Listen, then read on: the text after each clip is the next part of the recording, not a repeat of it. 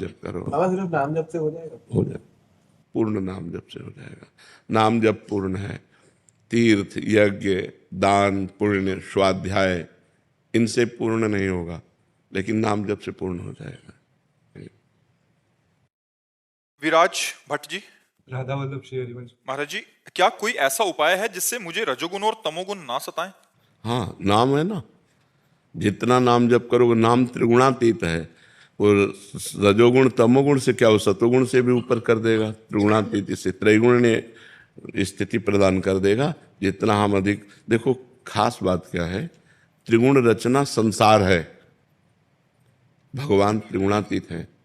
संसार का चिंतन छूटे, चाहे मंत्र जप रहे हो, नाम जप कर रहे हो, या भगवान के पावन चरित्रों का चिंतन कर रहे हो, या चरित्र सुन रहे हो, या साधु संग महात्माओं का संग कर रहे हो, तो हमारा जब भगवान से संबंधित चिंतन होता है तो वो गुणातीत होता है। और जब संसार का चिंतन होता है तो वो सतोगुणी है तो सतोगुण बढ़ेगा, रजोगुणी है तो रजोगुण बढ़ेगा, तमोगुणी चिंतन है तो तमोगुण बढ़ेगा। संसार 3 गुणों से ही बना हुआ है और भगवान त्रिगुणातीत हैं। तो यदि हम भगवान का चिंतन करेंगे तो हम गुणातीत हो जाएंगे, संसार का चिंतन करेंगे तो त्रिगुण के अंतर्गत रहेंगे। तो यही डर पे हरिवंश हित, जिनो भ्रमय गुण सलिल पर, जे नामन मंगल लोक त्यों, सो हरिपद भज न विलंब कर। डरते रहो कहीं रजोगुण तमोगुण हमें नष्ट न कर दें, इसलिए जिनका नाम तीनों लोकों का मंगल करने वाला है उन भगवान का नाम जप करें। महाराज जी, घर पे जाते ही थोड़े टाइम तक रहता है यहाँ का प्रभाव जी। नाम का, उसके बाद कभी कभी ऐसा हो जाता है कि मैं तमोगुणी हो गया हूँ और उससे बाहर नहीं निकल पाऊंगा, बिल्कुल। नाम छूटने लगता है। ऐसा होता है कि नाम छूट जाएगा तो मेरा क्या होगा? बिल्कुल बिल्कुल नहीं, बहुत कृपा आपके ऊपर है। जो नाम छूटने पर आपको पीड़ा होती है, ये भगवान की विशेष कृपा है। विशेष कृपा पात्र में ये लक्षण होते हैं, नहीं तो इस अवस्था में तो भोगों का चिंतन और भोगों की क्रियाएं, इसी में जीव मस्त रहता है। लेकिन आप यौवन अवस्था में भगवान नाम छूट न जाए, इस पीड़ा से युक्त है, इसलिए विशेष कृपा आप कर रहे। हाँ, ये ध्यान रखिए खान पान गड़बड़ न होने पावे। अगर हमारा खान पान प्याज लहसुन या शुद्ध भोजन, या जिन पात्रों में लोग मांस बनाते हैं उन पात्रों का भोजन जैसे होटल में है, रिश्तेदारों, फिर हमारी बुद्धि पतित हो जाएगी। तो कुसंग का त्याग करें और अभक्ष भोजन का त्याग करें, और शांत भाव से भगवान के नाम की बार बार आवृत्ति करते रहें, तो हम विजय को प्राप्त कर लेंगे, रजोगुण तमोगुण पर विजय। महाराज जी, एक छोटा सा और सवाल है। मैं दीक्षा की दिनचर्या पालन करने की कोशिश कर रहा हूँ, लेकिन मुझे ऐसा कभी कभी लगता है कि जब तक ऐसा लगे ना तब तक दीक्षा मत लो, नाम जप करो। नाम जप करते हो समय थोड़ी व्यर्थ जा रहा है। दीक्षा ना ले और नाम जप करे तो उसका समय व्यर्थ थोड़ी जा रहा है, भगवत प्राप्ति की तरफ आगे बढ़ रहा है। नाम से ही भगवत प्राप्त, मान लो आप राधा नाम जप रहे हैं या कृष्ण नाम जप रहे हैं या राम नाम जप रहे हैं, तो किसी न किसी संत के मुख से तो निकला ही है ना, कोई न कोई गुरुदेव तो है ही ना। तो जिनके मुख से हम निकला नाम पकड़ ले, उन्हीं को गुरुदेव मान ले, तो पहली दीक्षा नाम दीक्षा हो गई। फिर जो मंत्र दीक्षा है, जब आत्मबल पुष्ट हो जाए तब लीजिए। जब हमारा आत्मबल पुष्ट हो जाए तब हम मंत्र दीक्षा ले लें, नहीं तो नाम दीक्षा मान करके खूब नाम जप करते हैं। हेमलता जी, राधे राधे। महाराज जी, वृद्धावस्था से डर सा लगता है, क्योंकि अभी अरे वृद्धावस्था के बाद एक अवस्था और आती, मृत्यु। वो सब कुछ छुटा देती। वृद्धावस्था में तो कुछ तो बचा रहता है, लेकिन मृत्यु अवस्था आती है, वो तो कब आ जाए पता नहीं। वृद्धावस्था के पहले आ जाए कि बाद आवे कोई पता नहीं है। डरो, अगर मृत्यु से डरोगे तो डर कर भगवान की शरण में चले जाओगे। जो सभीत आवा शरणाई, रखी हो ताई प्राण की नाई। भगवान कहते हैं भयभीत होकर मेरी शरण में आ जाओगे तो मैं तुम्हें प्राणों से भी अधिक प्यार करूंगा। तो भगवान की शरण में हो जाओ, पक्का शरीर की दुर्गति होनी है। ये जन्म ही दुर्गति के लिए इस शरीर की, तुम सदगति को प्राप्त हो जाओ।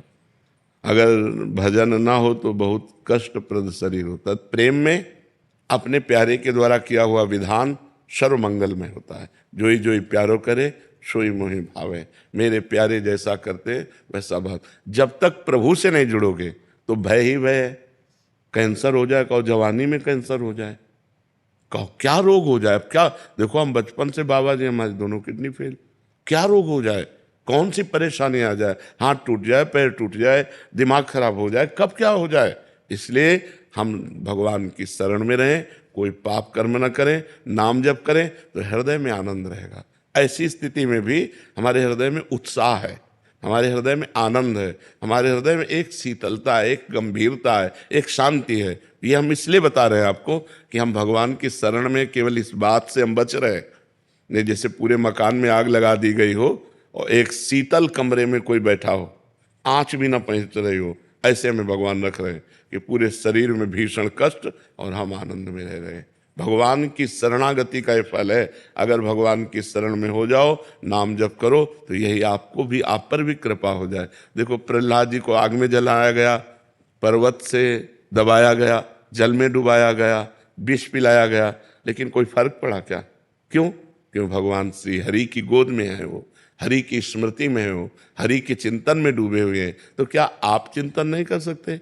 विचार करो, क्या आप राम राम हरि हरि कृष्ण कृष्ण नहीं जप सकते? आप जप के देखो, इसे साधारण मत मानो, आप कह के देखिए, लोक और परलोक तुम्हारे दोनों मंगलमय हो जाएंगे। भाव लगे ना लगे, श्रद्धा बने ना बने, मन लगे ना लगे, केवल जबरदस्ती जपिए। जैसे एक गरीब आदमी ओवर टाइम भी मेहनत करता है पैसे के लिए, ऐसे अधिक से अधिक समय नाम जप कीजिए, देखिए ये लोक और परलोक सब मंगल हो जाएगा, सब जगह आनंद हो जाएगा। रश्मि जी दिल्ली से।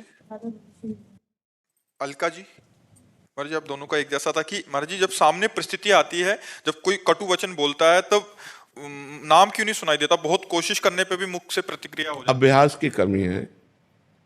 यदि अभ्यास करें, पागल आदमी यदि रोड में कटु वचन कहता हो, गाली देता हो, तो आपको बुरा नहीं लगेगा, क्योंकि आपको पता है आदमी पागल है। क्यों? पागल आदमी जैसे आपको गाली देने लगे या आपको मारने लगे, तो आप उसके प्रति बुरा नहीं करेंगे, क्योंकि आपके अंदर एक भावना रहती है ये आदमी पागल है। ऐसे ही जब कोई हमें गाली देता है तो हम विचार के द्वारा समझे अभी ये पागल है, ये क्रोध से पागल हो गया, ये ईर्ष्या से पागल हो गया है, ये द्वेष से, ये बेचारा दया का पात्र है, इस पर क्या नाराजगी करें।